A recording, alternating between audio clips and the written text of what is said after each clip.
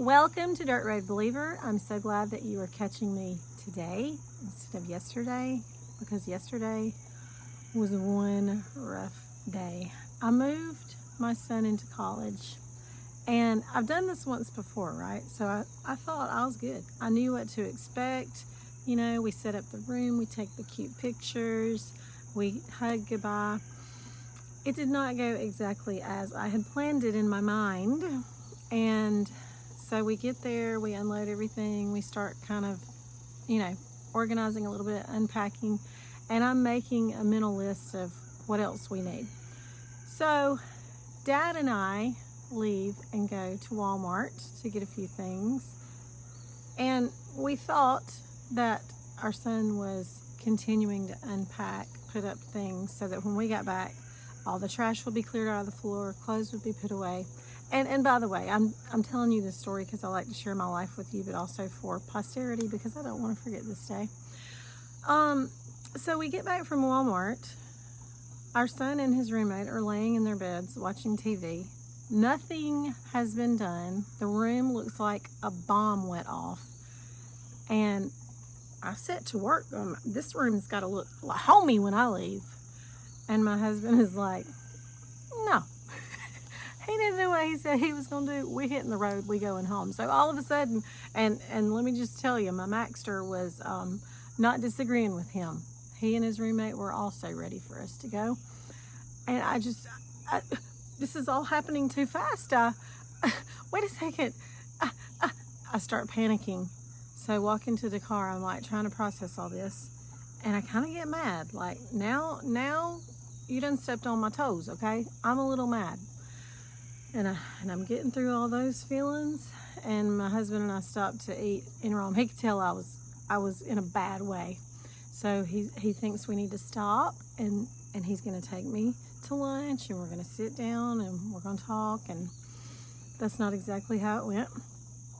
I sat down in a public restaurant, and there are all these newborn babies, and the whole time I'm processing my feelings, my mind is flashing back to the time this child was born, bringing him home from the hospital, all that. We walk into the restaurant, 3 newborn babies, cries, coos, sucking of bottles. And y'all, I lost it right there in the restaurant, ugly, crying, like lip poked out, crocodile tears, the whole 9. It was a little embarrassing, okay, especially for my husband, because he was like, he just wanted to make it stop, just make it stop. So yes, I ugly cried half the day. On the way home from the restaurant, I would think I've got it together, and then I would see a billboard. How many billboards on the way home had a newborn baby and their mama? 3. It was awful. It was just awful. And then, of course, I let myself just roll around in it a while. Got my phone out, started reading my notes about all the memories when he was a child. And I'm just over there scrolling, and my husband's like, what are you reading? Childhood stories. He's like, you put those in your phone? Yes, I do. Okay? Anyway. From that story, here's what I want you to take away. You can have 2 different people experiencing the same exact thing. It happened, the same events happened for me as happened for my son Mac. But Mac wasn't ugly crying. Mac was having the time of his life, happy, looking forward to college. But Mama, on the other hand, was having a hard time with this little hole that's at her house now. He's not there. His bedroom is empty. I'm going to keep it together for y'all. But today I want to bring you a devotion that it's a lot different format, I guess, from what I normally do. And it's kind of this same thing. You've got the same thing, the same events happening, but you have people who feel totally different about it. And I recognize this a lot when I talk to my children about this topic because, of course, I'm a different generation. I grew up differently. And so we look at this topic from 2 different sides, and we see it 2 different ways. I could be wrong, okay? But I want to bring it to you, and I'd love for you to comment, and I would love to know how you feel about this. So the topic is on, where we're going in our digital world. AI, particularly these huge data centers that are being built. And, everything that I think on, meditate on, I always take it back to scripture. And as I said, I'm a little skewed in how I feel about this, so the scriptures I dig up also may be to support what I feel. But I do feel strongly about it, and doesn't mean I'm right. It just means I'd like to present this to you and see what you feel about it. So I want to start with Psalm 106:20. That's where, that's the main verse. But let me back up to 119. Now this is a psalm that is referencing back to Genesis, okay? At Horeb they made a calf and worshipped the cast metal image. They exchanged their glory for the image of a grass-eating ox. They forgot God, their Savior, who did great things in Egypt, wondrous works in the land of Ham, awe-inspiring acts at the Red Sea. So he said he would have destroyed them if Moses, his chosen one, had not stood before him in the breach to turn away his wrath. So what I want us to focus on here, of course, we're talking about worshiping idols, right? And in particular, he says image. This is when Moses went up to the mount. The people were getting restless, and so Aaron made an idol for them that was a cow. At Horeb, they made a calf and worshipped. Let's not dwell on cast metal. That is what it was made of, but just an image.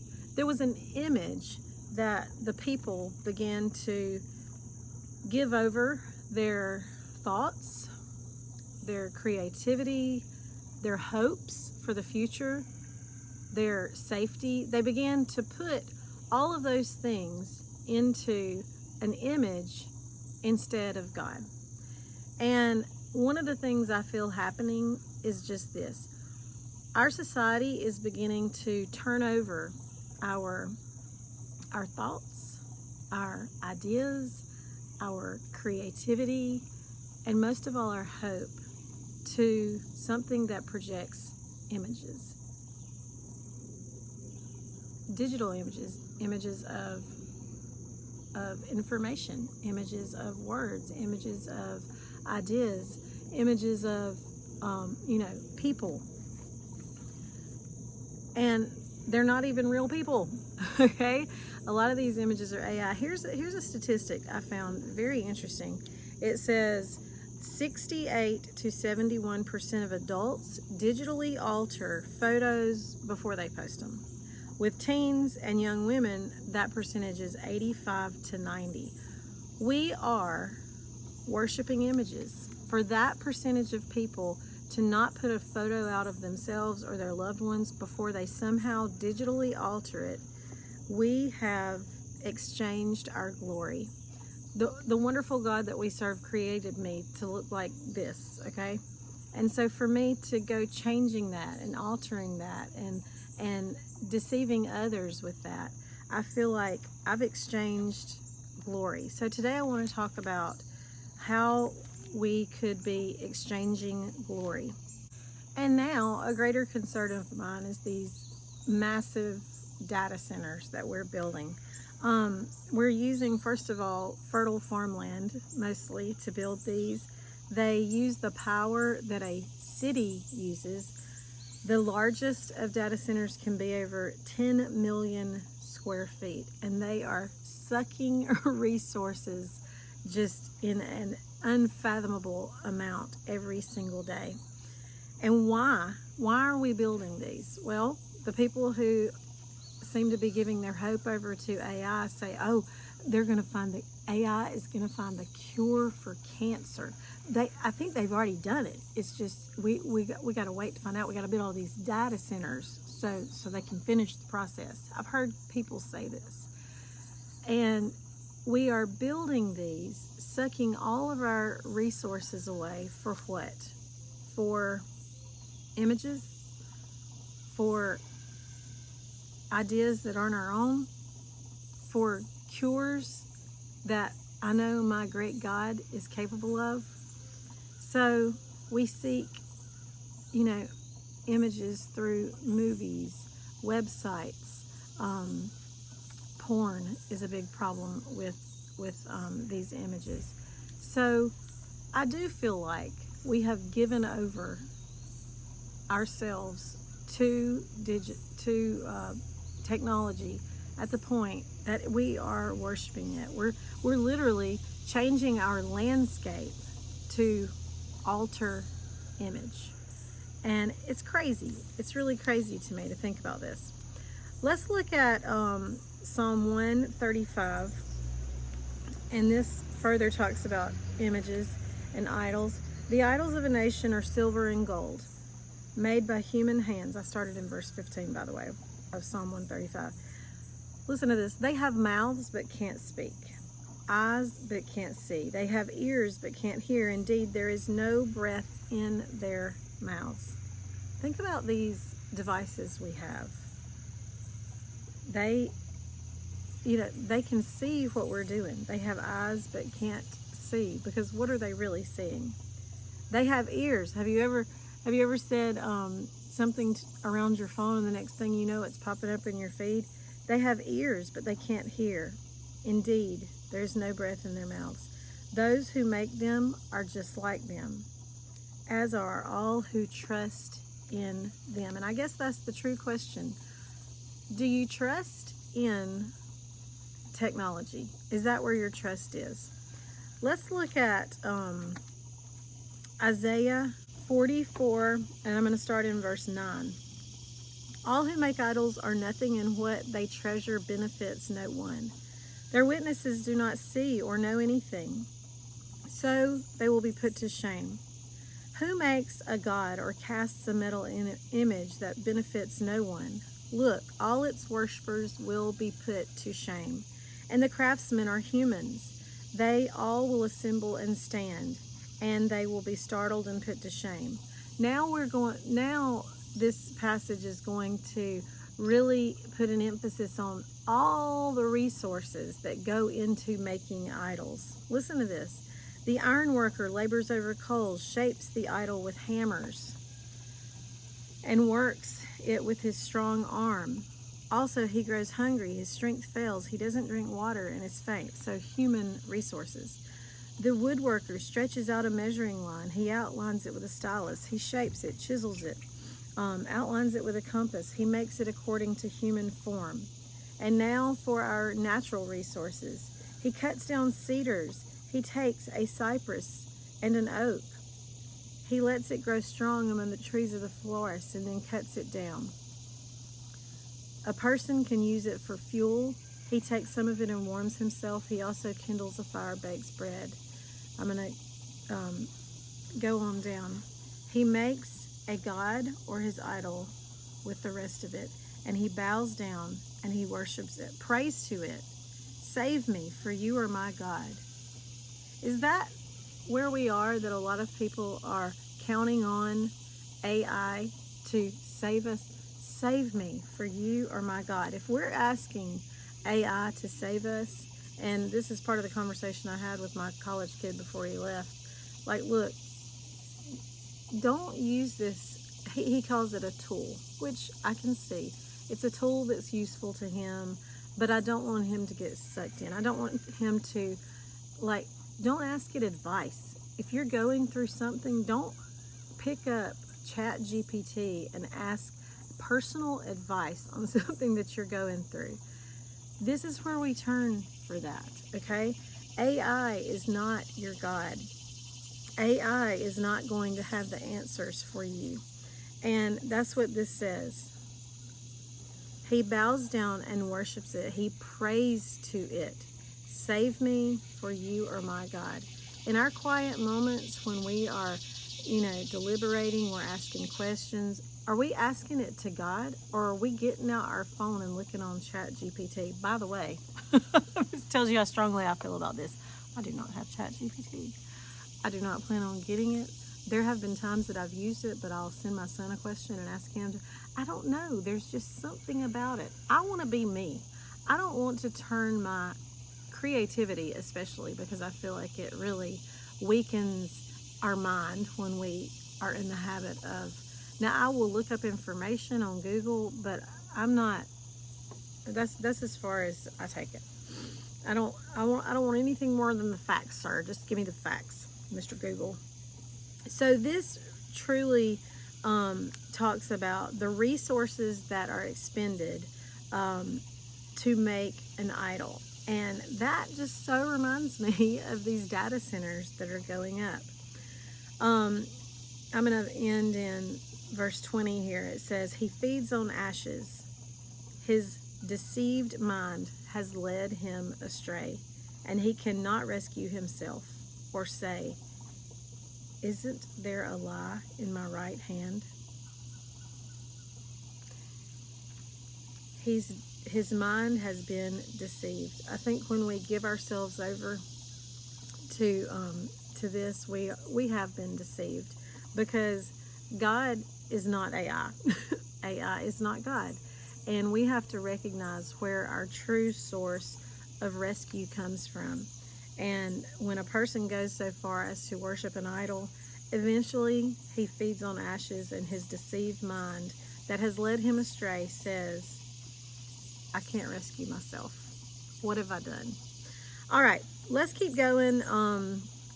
We know that in Daniel, this prophecy was back in the Old Testament in the book of Daniel. This is Daniel 12, verse 4. God says, but you, Daniel, keep these words a secret and seal the book until the time of the end. Many will roam about, and knowledge will increase. And as time progresses, it feels like we have so much knowledge. Now, we don't just have knowledge. These machines and centers possess knowledge that we want to tap into. Does that sound backwards? That sounds so backwards to me. But anyway, this topic sort of boggles my mind anyway. All right, I want to end with 2 more verses from Psalms. The first one is Psalm 118:8. It says, it is better to take refuge in the Lord than to trust in humanity. And 119 verse 18 says, open my eyes, Lord, so that I may contemplate wondrous things from your instruction. AI has become a wondrous thing in the minds of so many people. It's so wondrous, and we just want to get more of it and to learn more from it. But I hope we remember this above all as Christians. Lord, open my eyes so that I may contemplate wondrous things from your instruction. As I said, my son and I feel very different about this topic.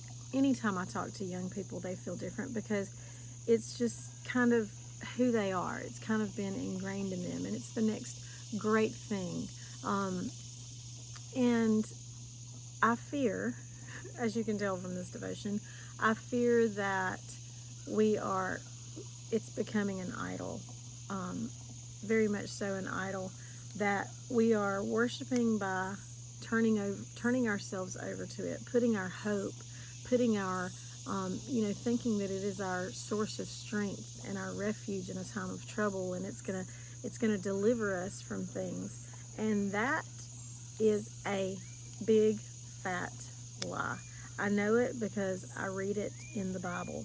Now, I may be a bit of an extremist when it comes to this topic, and I can see that, my viewers may think that, but I guess I would rather err on the side of caution when it comes to the Lord's instruction, and me not giving myself over to anything other than the Lord when it comes to where my character, where my integrity, where my hope, lies. So, now that I've spilled my guts to you today about pretty much some serious stuff here. First of all, my baby moving to college and kicking me out of his dorm room. And second, this whole topic of, using resources to supply image. You know, where is our precious farmland going? Where is our water, our power? What are we feeding with that? The answer is AI. And I'm gonna tell you, there's probably gonna come a day where we're gonna need precious farmland. You know, when things come crashing down, as we read about in the Bible, we're going to need to be able to farm land. We're going to need to be able to have water. We're going to need the resources that God created and He gave to us. And sadly, a lot of that will be covered with 10 million plus square foot of data center that will be absolutely obsolete, because when the world's crashing down, that's not where people are running to. Okay, I've said enough. Okay, I'm done. I'm off my soapbox. Let me know how you feel about this. Appreciate you watching. Love you guys, and I'll see you again next week. Until then, slow down. Take the dirt road, believer.